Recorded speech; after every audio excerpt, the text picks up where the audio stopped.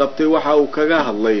waxyaabaha ay doonayaan maamulkiisu inay wax kaga qabtaan mushkiladaha ka haloosan magaalada Muqdisho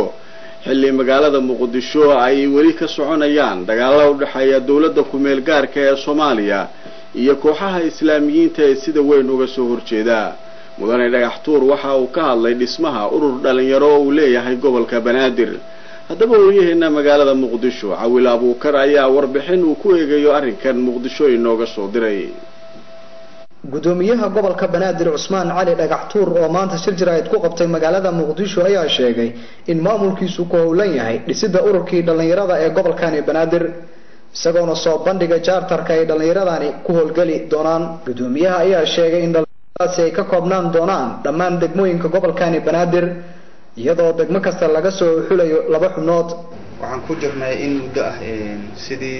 aan ku dhisi lahayn ama u diyaari lahayn ururkii dhalinyarada gobolka Banaadir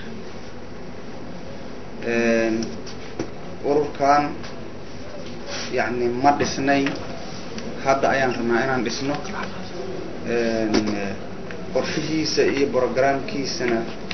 in ku dhow 3 bilood ayaa laga shaqeynayay hadda wuxuu marayaa gebagebo waxaan rabnaa marka inaan bulshada u bandhigno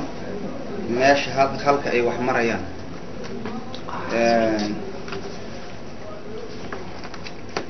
waxay ka koobnaan doonaan 32 xubnood ayay ka koobnaan doonaan degmadiiba 2 xubnood ayaa ka imaanaysa waxayna yeelan doonaan hal gudoomiye iyo 2 ku xigeen iyo xogay oo maamuli doonto xubnahaas charterkooda ayaan dhameystirnay oo ay ku shaqeynayeen oo maamulka ay ku shaqeyn doonaan charterkii oo lagu dhaqaayay ururka dhalinyarada waa kana oo ay lagu maamulayay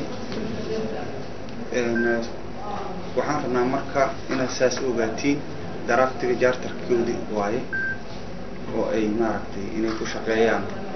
dhalinyaradaas oo ay noqon doonaan doorashada gobolka ayay ka dhici doontaa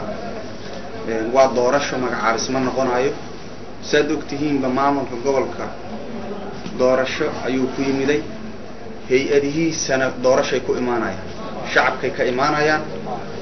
cid la magacaabayo oo damba gobolka Banaadir kama dhacayso sidaas daraadeeda charterka waa dhamaynay xeer hoosaadka ay ku shaqeey doonaan iyaga sameynay charterka ayuuna waafaqi doonaa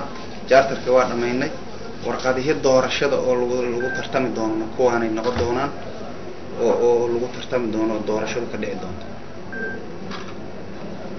cod qarsoodi ayay noqon doontaa waxaan rabnaa marka inaan idin sheegno dadka doonaya inay is sharaxaan inay keensadaan maamulka gobolka hortiisa CV-gooda Soomaalidana waa u furan yahay dhalinyarada ku nool gobolka Banaadir inay maaragtay ay soo xaadiraan oo ay soo gudbiyaan liisaskooda cid danaynaysa inay u tartanto gudoomiyaha golaha dhalinyarada